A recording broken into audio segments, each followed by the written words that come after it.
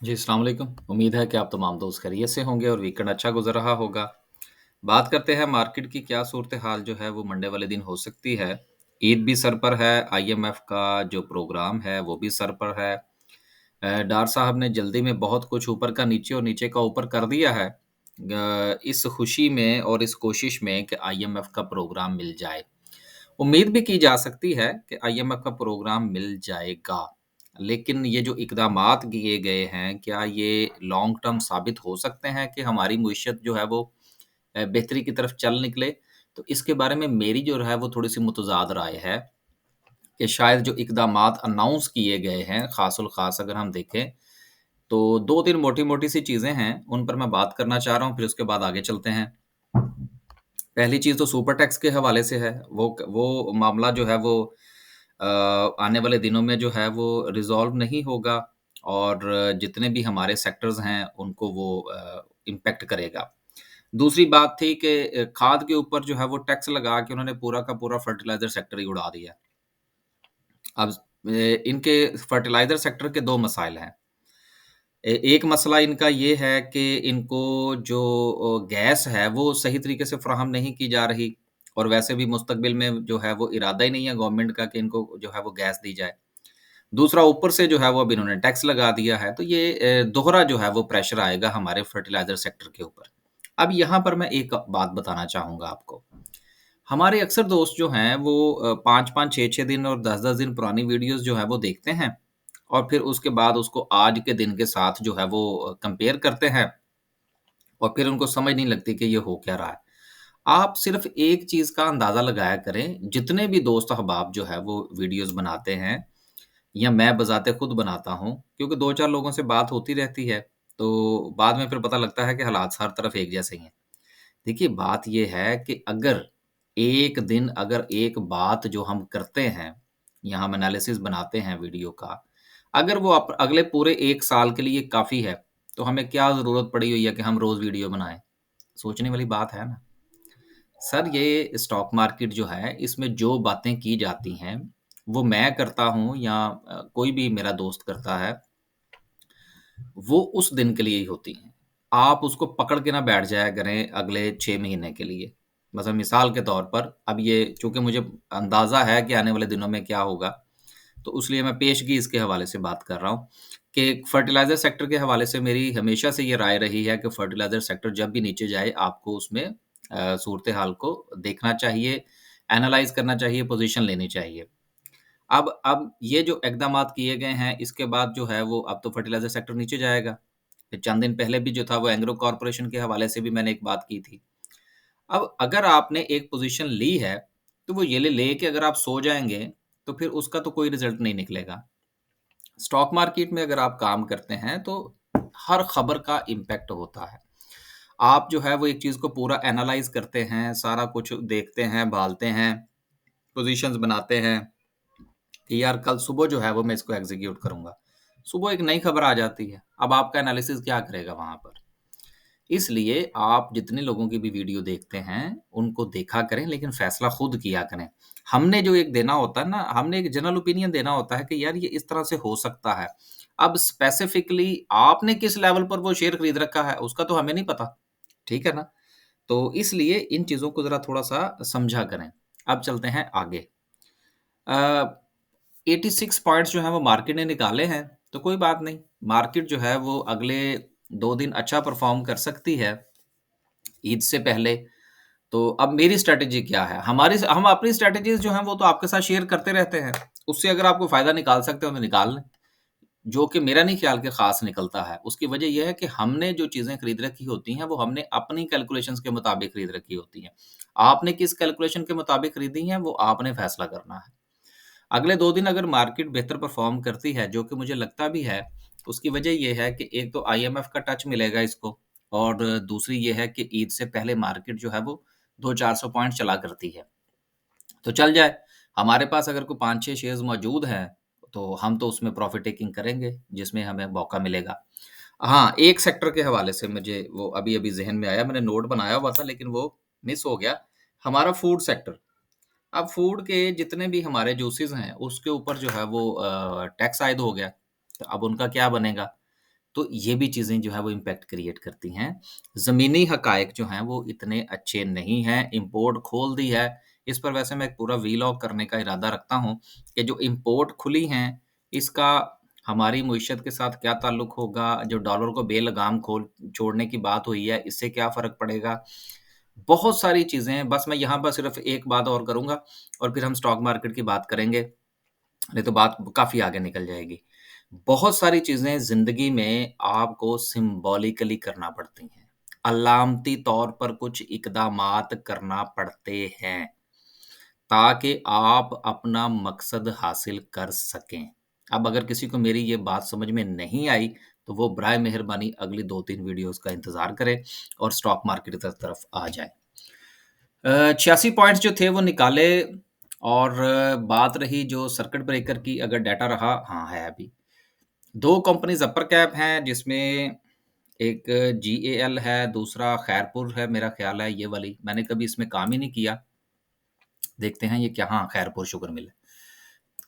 आगे चलते हैं जी, लोअर कैप की बात करते हैं तो 1, 2, 3, 4 कंपनीज़ जो हैं वो लोअर कैप हैं। अच्छा मैं मज़े की बात बताऊँ आपको, ये जो अभी मैंने एक बात की थी ना कि यार आप लोग जो भी वीडियोज़ देखते हैं वो या हम जो वीडियो बनाते हैं वो सिर्फ़ उसी दिन के लिए ही होती है, वो लंबे अरसे के लिए नहीं होती।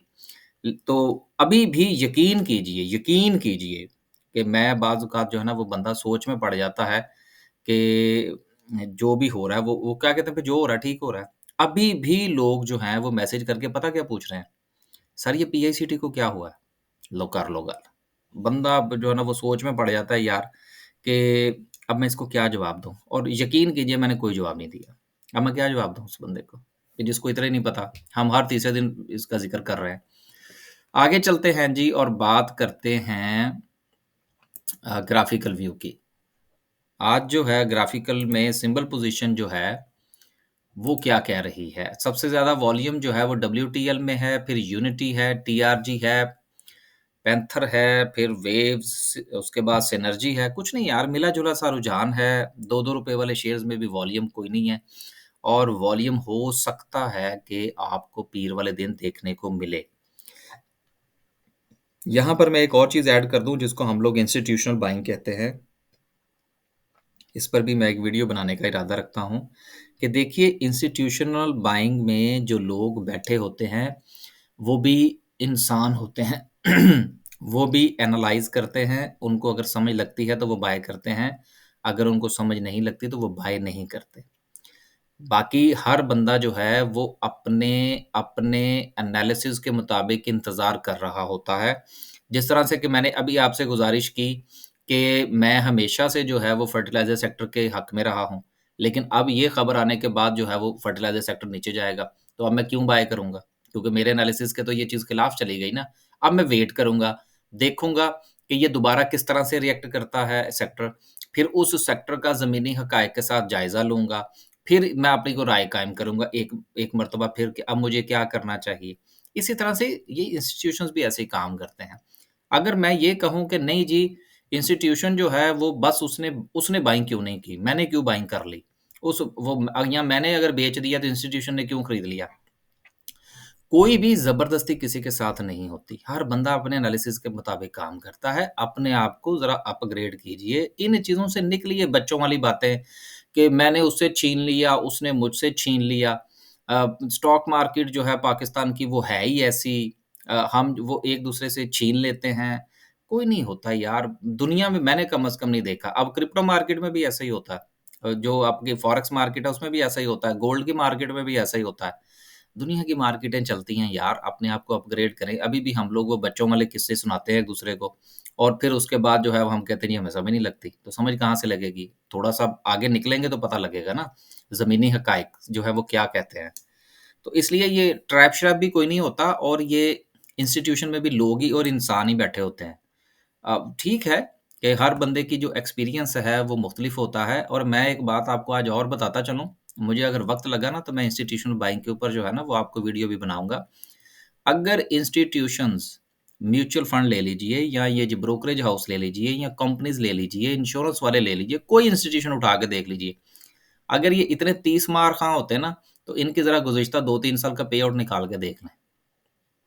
बात ज़रा थोड़ी-सी समझने की कोशिश कीजिएगा कि हम जो इंस्टीट्यूशनल बाइंग जो है उसको बड़ा हम जो है वो क्या कहते हैं डिस्कस करते हैं। मैं भी अक्सर आपको कह देता हूँ कि यार अगर आपको समझ ना लगे तो आप म्यूचुअल फंड को थोड़ा-सा जाके देख लें कि उनके पास कौन-सी होल्डिंग है। आइडिया हो जाता बंदे को। बात ये है कि ह नज़र हर तरफ लगनी चाहिए। काम आपको अपनी जो स्टडीज़ हैं उसके मुताबिक करना चाहिए। तो इंस्टीट्यूशन अगर इतने 30 मार खां होते ना तो फिर लोगों का पैसा ना डुबोते। जाके आप हालात तो देखें कि इक्विटी म्यूचुअल फंड जो हैं वो कितने पे ट्रेड हो रहे हैं। उसकी इस वक़्त यूनिट्स की प्राइसेज़ वहाँ कहाँ पर हैं और उनके पे आउट्स जो हैं वो माइनस में क्यों चल रहे हैं। बात है ना फिर सोचने वाली। इसलिए ना ज़रा चीज़ों को ज़रा समझा करें और इंस्टीट्यूशनल बाइंग जो है ना वो ठीक है, लेकिन वो भी इतने अरस्तू नहीं है। अब चलते हैं आगे। अब आज के बाद आज देखते हैं कितने कमेंट्स आते हैं। हम तो वैसे ही बैठे हुए हैं लोगों की जो तंज़िया बातें सुनने के लिए। आगे चलते हैं और बात करते हैं कि ओवरऑल जो सिचुएशन है वो क्या है? इस वक़्त सेक्टर क्या कह रहे हैं? ऑयल एंड गैस पॉज़िटिव में है, टेक्नोलॉजी जो है वो माइनस में है, कमर्शियल बैंक्स माइनस में है, पावर जनरेशन माइनस में है। अब देखें मेरी पावर जनरेशन के हवाले से राय मुख्तलिफ है। बहुत सारे दोस्त मुझसे इस चीज़ के खिलाफ करते हैं, तो कोई बात नहीं यार, उनका हक है और हमारा काम है इसको जो है वो एनालाइज़ करना। अ, ग्लास सेक्टर है, थोड़ा-सा पॉज़िटिव है, केमिकल सेक्टर नेगेटिव है, मिला-जुला सा रुझान है मार्केट में, लेकिन एक जो सबसे अच्छी बात है, वो क्या है? वो हम चलते हैं और बात करते हैं यहाँ पर।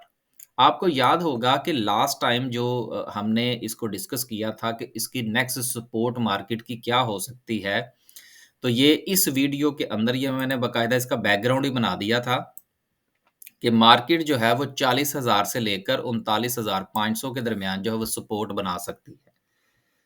एनालिसिस था ना, गलत भी हो सकता था। लेकिन क्या है कि हमारी ये राय थी कि अगर यहाँ पर मार्केट जाके रुकेगी तो हम कुछ बाय करने का इरादा रखते हैं। अब मार्केट जो है यहाँ पर रुकी तो है।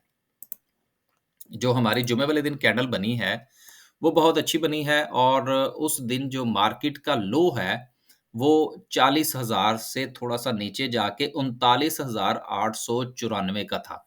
तो चूँकि हमने ये राय कायम कर रखी थी कि मार्केट जो है वो 40,000 से लेकर 39,500 के दरमियान, ये जो 500 का ज़ोन है, ये मार्केट की एक अच्छी सपोर्ट बन सकती है। तो ठीक है। अब ये देखें जब भी हम कोई काम करते हैं बाइंग के लिए या सेलिंग के लिए, उसमें हम इसी चीज़ को ही होता है पहले हम एक लेवल डिसाइड करते हैं, फिर देखते हैं कि मार्केट के वहाँ पर जाके क्या करती है। अब एक तो सिग्नल मार्केट ने ये दे दिया कि यहाँ से आज की जो कैंडल बनी है, आज से मुराद जुमे वाले दिन की, वो बहुत अच्छी कैंडल है। एक तो हमें थोड़ा-सा आइडिया हो गया कि जो राय हमने कायम की थी इस लेवल के हवाले से, उसको एक जो है वो सपोर्ट मिल गई। अब दूसरी ये है कि मार्केट के अंदर जो वॉल्यूम था, उसको भी हमने देखना है। वॉल्यूम भी जो है वो अगर हम गुज़िश्ता 4-5 दिन का देखें, तो उस पॉइंट ऑफ व्यू से अगर हम पीछे जाएँगे तो फिर तो हम इसको एनालाइज़ नहीं कर सकते। लेकिन अगर हम यहाँ पर इसको देखें कि गुज़िश्ता 5-7 दिन में वॉल्यूम कैसा था, तो एक एवरेज वॉल्यूम था, तो ये दूसरी शर्त भी पूरी हो जाती है। अब तीसरा ये देखना है कि कल मार्केट किस तरह से इसको रिएक्ट करती है। क्या मार्केट जो है यहाँ से ऊपर की तरफ जो है वो रवाना होती है? अगर तो मार्केट ऊपर की तरफ रवाना होने की तैयारी करती है, तो फिर हम अपना स्टॉप लॉस जो है इस कैंडल के नीचे रख के हम ट्रेड ले सकते हैं। लेकिन अब ये तो बात मैंने कर दी कि हम ट्रेड ले सकते हैं। अब अगर आप मेरी ज़ाती राय पूछेंगे मैं क्या करूँगा? तो मैं तो ट्रेड नहीं लूँगा। इवन कि अगर कल मार्केट जो है वो मुझे सिग्नल दे भी देती है कि वहाँ पर जो है वो कैंडल अच्छी बन भी जाती है, कन्फर्मेशन हो भी जाती है, मैं फिर भी ट्रेड नहीं लूँगा। मैं अगले 2 दिन मेरा ख़्याल है 2 दिन ही रह गए हैं पीछे, 26 और 27 का, उसके बाद तो छुट्टियाँ आ जाएँगी ईद की। अगले 2 दिन अगर मार्केट अच्छा परफ़ॉर्म करती है, मार्केट में वॉल्यूम भी लगता है, मार्केट ग्रीन कैंडल्स भी बनाती हैं, गो के जो जो मेरी सोच थी वो पूरी हो गई, लेकिन मैं मार्केट में बायर नहीं हूँ। मेरे पास जो शेयर्स मौजूद हैं, जो कि मैंने गुज़िश्ता दिनों जो है वो मैंने मुख्तलिफ़ लेवल्स पर या स्टॉप लॉस के साथ मैंने उनको खरीदा हुआ है, मैं तो उसको बेचूँगा अगले 2 दिन। फिर जब मार्केट जो है वो ईद के बाद खुलेगी, तो देन फिर मैं देखूँगा कि मुल्की हालात क्या कह रहे हैं। अभी बहुत सारी खबरें गरम-गरम हैं और मीडिया पर मैंने बहुत ज़्यादा रिसर्च करने की कोशिश की है, कुछ चीज़ों में इबहाम भी है। इवन के जो टैक्सेस लगे हैं, उसकी तफ़सील मैंने पढ़ने की कोशिश की है, तो मुझे उसमें भी कुछ चीज़ें जो हैं वो क्लियर नहीं लग रही। तो मेरी कम अक्ली भी हो सकती है, मेरी कम इल्मी भी हो सकती है, लेकिन मुझे नहीं पता लगा। तो भई जब तक मुझे पता नहीं लगेगा तो मैं तो अपने पैसे का फ़ैसला नहीं ना कर सकता, या मेरे साथ जो 2 लोग काम करते हैं मैं तो उनको नहीं जो है वो अंधेरे में धकेल सकता कि जाओ भी जाके खरीद लो, मार्केट जो है वो कल पॉज़िटिव होने वाली है। देखेंगे इंशाल्लाह, मार्केट अच्छी लग रही है अगले 2 दिन, अच्छा परफ़ॉर्म करेंगी, हम सिर्फ़ बेचेंगे। अब वो चाहे इंस्टीट्यूशन बाय कर ले या आप में से कोई दोस्त हमसे बाय कर ले, तो हमने तो बेचना है भई। बस जी, आज के लिए सिर्फ़ इतना ही, खुश रहें, आबाद रहें। आखिर में जो था वो मैंने ये ज़िक्र करना था कि सर ये हमारा कॉन्टैक्ट नंबर है। गुज़ारिश सिर्फ़ ये है, जो कि मैं अक्सर बयान करता रहता हूँ कि ये इस नंबर पे जिस वक़्त भी आप मैसेज करें, एक ही मैसेज के अंदर अपनी पूरी बात लिख दिया करें। ये जो आप सलाम लिख देते हैं, फिर आप इंतज़ार करते हैं, ये काम ना किया करें। माज़रत के साथ इतना टाइम नहीं होता और फिर बहुत सारे सलाम जो है वो रह जाते हैं। और दूसरी बात ये है कि अभी हमारा नया जो है वो हमारी रजिस्ट्रेशन वो यकम से शुरू होती है। यकम से लेकर 5 तारीख तक हम क्लाइंट लेते हैं, उससे आगे-पीछे हम क्लाइंट नहीं लेते। तो जब इंशाल्लाह ये ईद के बाद हम आएँगे तो फिर हम अनाउंस करेंगे कि यकम तारीख से हमारी जो है वो रजिस्ट्रेशन शुरू है। बेसिक सर्विस है हमारी, उसकी फ़ीस 2000 है। बाकी हमारी जो है वो कंसल्टेंसी है दूसरी कि जिसमें हम पोर्टफ़ोलियो मैनेजमेंट वग़ैरह है, उसमें हमारे पास कोई जगह नहीं है। तो गुज़ारिश ये है कि अगर बेसिक सर्विस जॉइन करनी है तो यकम तक का इंतज़ार कीजिए। इस नंबर पर आप टेक्स्ट कीजिए, सवाल पूछना है या कोई बात करनी है। बस जी, आज के लिए सिर्फ़ इतना ही। इंशाअल्लाह जो है वो कल देखते हैं मार्केट क्या करती है। जो राय थी वो हमने आपके साथ शेयर कर ली। अल्लाह हाफ़िज़।